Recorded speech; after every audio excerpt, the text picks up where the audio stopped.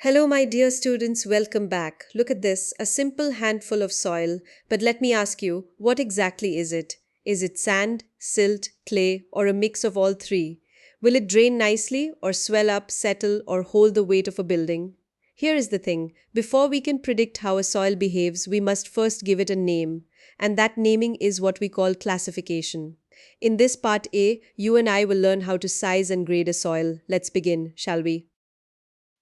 So, why do we bother to classify soil at all? Very simple, my friends.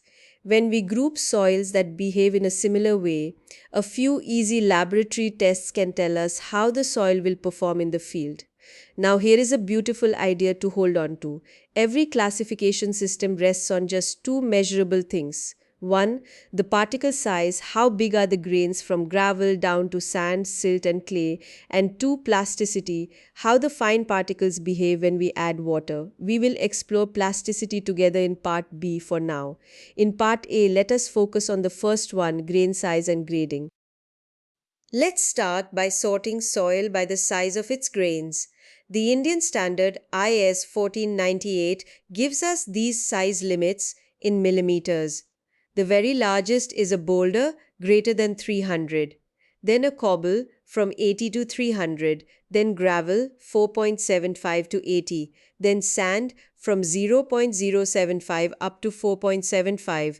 Below that comes silt 0.002 to 0.75, and the tiniest of all is clay, smaller than 0.002 millimeters. Notice how the grains get smaller as we move along. And remember, it is those tiny clay particles that behave with water. We will come back to them in part B. Now, out of all these numbers, if there is one you must never forget, it is this 75 microns, that is 0.075 millimeters. This single IS sieve splits every soil into two families. Whatever stays on top of the sieve, that is more than half is retained, we call coarse grain, your gravels and sands, and whatever falls through, more than half passes, we call fine grained, the silts and clays. So keep it close to your heart, dear students. 75 microns is the boundary between coarse and fine. Now, knowing the sizes is not quite enough. We also ask, is the soil well graded or poorly graded? Look on the left. A well graded soil has many different sizes, and the small grains fill the gaps between the big ones. On the right, a poorly graded or uniform soil has grains of just one size, leaving many voids. We measure this with two simple numbers, the uniformity coefficient Cu equals D60 over D10 and the coefficient of curvature Cc equals D30 squared divided by D10 times D60.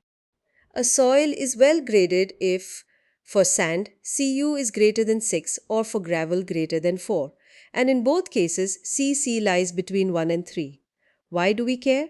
Because a well graded soil packs denser, is stronger, and settles less.